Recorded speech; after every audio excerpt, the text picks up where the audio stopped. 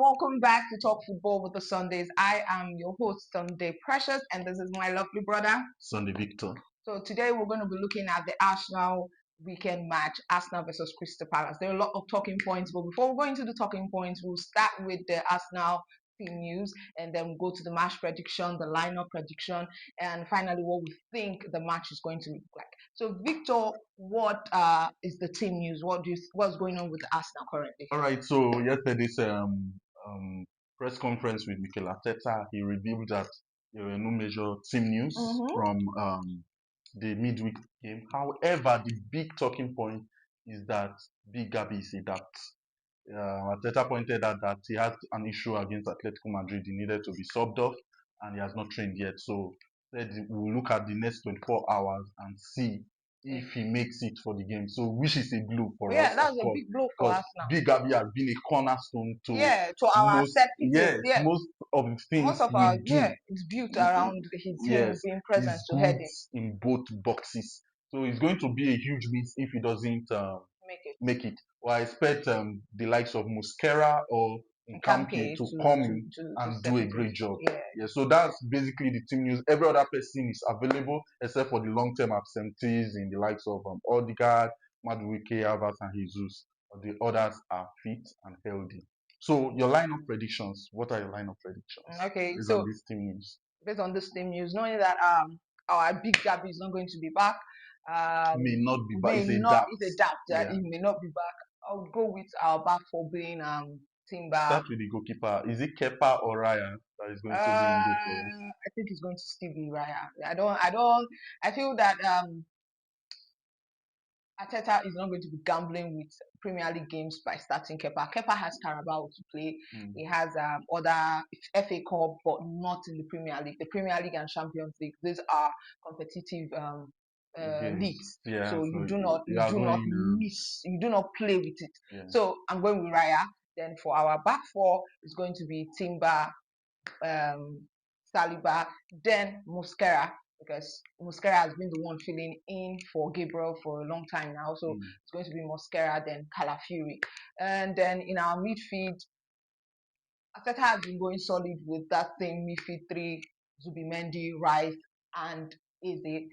He's going to continue with that. Then our top three, Saka, Trossard, and Gyökeres. I think I have to agree with you on the lineup. Although it's going to be harsh on the likes of Luis Kelly, Calafiori coming back into the lineup, right? Ahead of Luis Kelly, who did very well. You saw the second goal, that marauding run to set up Martinelli. But I have to agree that Calafiori has to start. And then Trossard coming back in for Martinelli. That is where I have a little bit of disagreement, because Trossard has not been particularly good. He scored the winner against Fulham, but he has not really been affecting the game. Yeah, he has been iffy. Yes, he has been iffy. But Martinelli, every time he has played this season, he has looked sharp. He has looked he has built that confidence.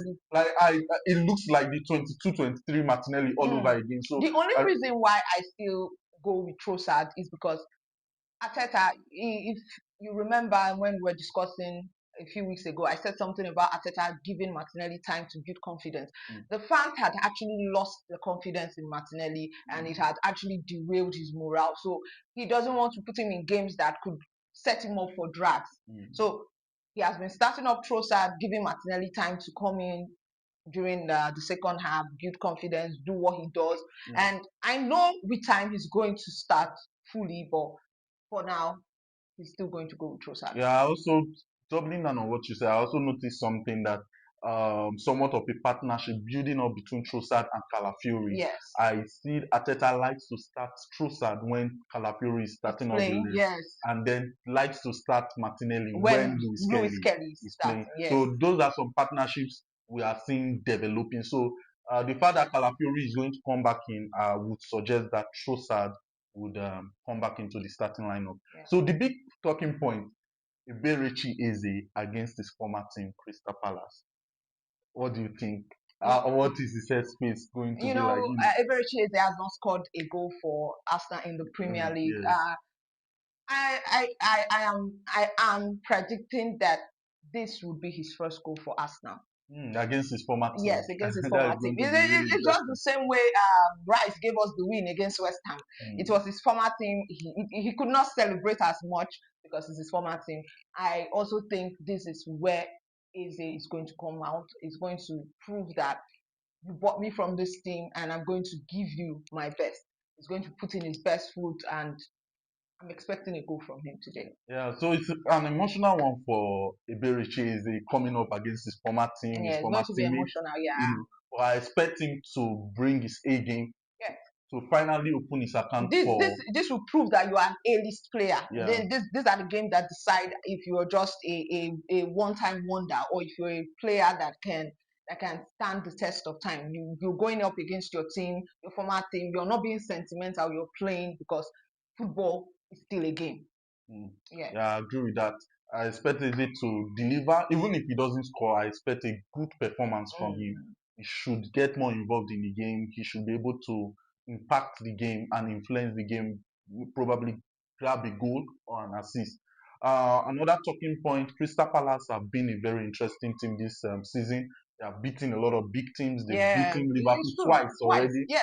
And And we have our baby boy there in Kentire. yeah, Call me. Kentara is coming back to the You Emirates, and he understand? would be He looking will to be looking want to to like show score. himself. Yeah, score That against he will call Arsenal. me because And then their striker yeah.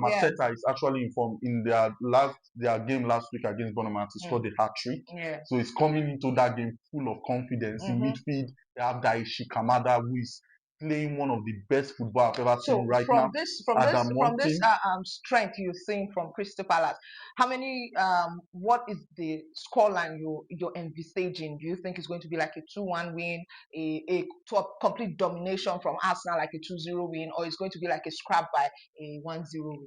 No, I think it's going to be a tight win Mm. because Crystal Palace again. In fact, last year when it came to the Emirates, they're one of the few teams that Mm. came to the Emirates and took the game to Arsenal. They fear nobody. Crystal Mm. Palace. They took the game to Arsenal and they got a 2-2 draw. Yeah. So I don't expect anything different. They are going to come to the So Emirates. what's your They are going scoreline? to What scoreline take the are you game to predicting? Arsenal. But I expect us to have the quality, we have the depth, and if we play at our level, at the At the level we same know, level we play, yeah, the level we know. yeah, I think we should be able to get the win, a 2-1 win or a 1-0 win. So Okay, me, I'm going with a 3-1 win. I expect Crystal Palace to score, but our boys they've been good, they've been dominant, mm, and a goal from Crystal Palace would unlock more beast mode. I don't think because we've been keeping clean sheets and clean sheets and clean sheets. Maybe if one goal enters, we could see a different side from our boys, and so I'm expecting a 3-1 win. a 3-1 win. I hope you guys don't concede though. Please keep our clean sheets. We No, want to yeah, come for that Chelsea record. So that's our review of the Arsenal versus Fulham game. Leave your thoughts concerning the game in the in the comment comments and section. don't forget to like, Share share, and and subscribe. subscribe. Bye.